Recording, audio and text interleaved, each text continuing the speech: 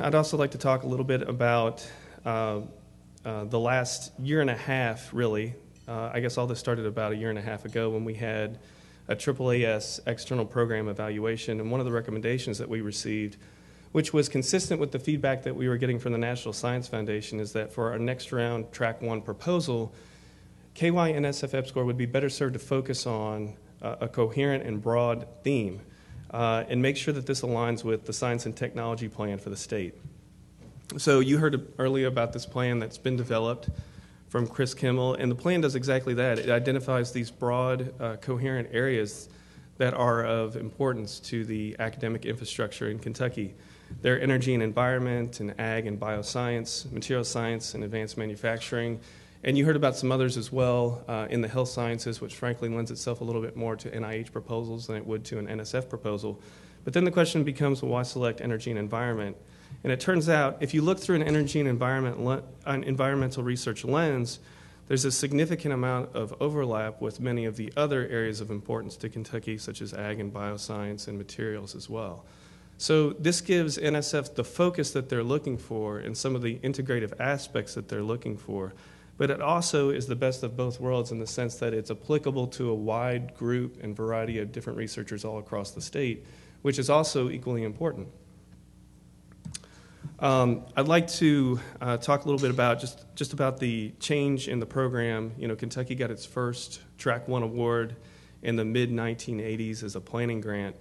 And essentially the mandate of the program at that time was to propose activities that are going to improve research competitiveness, a very broad mission. That hasn't changed, but a lot of the mechanisms and activities to bring about that same mission are much more focused in 2012. So you have to have data management plans.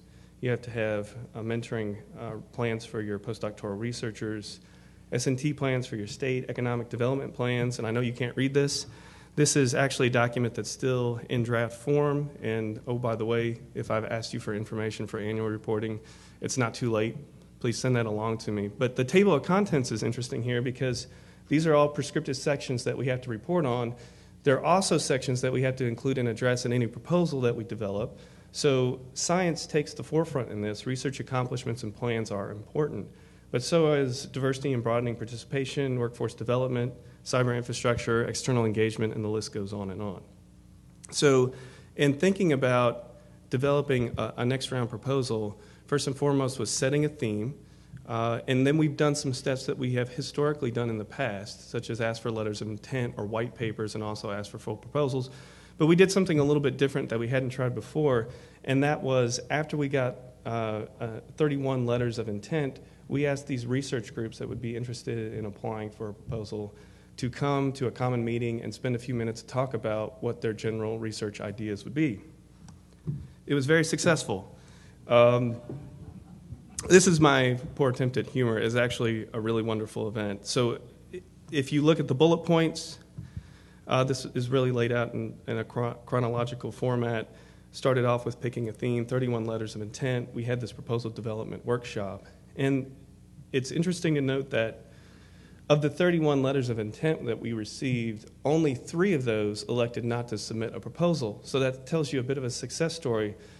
These were incredibly effective in that the 15 proposals that we did receive represented a coming together of ideas and a lot of collaboration. Because as I mentioned, only 3 opted out from the competition. So right now those are out with external reviewers. We hope to get comments back for those in May. A select group will be invited to present to an external review panel that will take place probably the 2nd or 3rd week in July. And then when final decisions are made about which research groups to include in a proposal, and I should say that NSF has a rule about concurrent awards, so you can only have one award at a time, and KY NSF EPSCoR is expected to coordinate the development of a single proposal. You can only have a single proposal go in, so that's why this detailed process is in place. So then the rest of the summer will be spent on proposal development, and if submitted this fall, and if we're lucky enough to get funded, would be funded next year, 2013. So this is my last slide. I'll leave you with this thought. I wanted to point out that in going through the 14 pages of required sections that we have on guidance for annual reporting, a sentence stood out, and that was that, if you think about the proposal development process, it essentially takes about a year to develop these proposals. It takes a year to have them reviewed if you're lucky enough to get funded, and then you have 5 years worth of activities. But NSF actively encourages you to continue to have a relationship with your state and your stakeholders in your state, and they encourage this level of flexibility where they don't want you to sit on the sidelines for 7 years if you're not included in this initial award.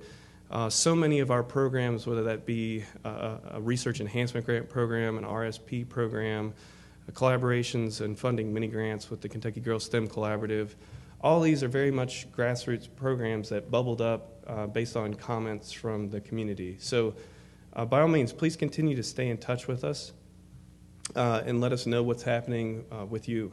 And don't wait for a perfect solicitation to come out that addresses your concerns. Stay in touch with us. Give us a call and let us hear your comments. And so I'll just end with that.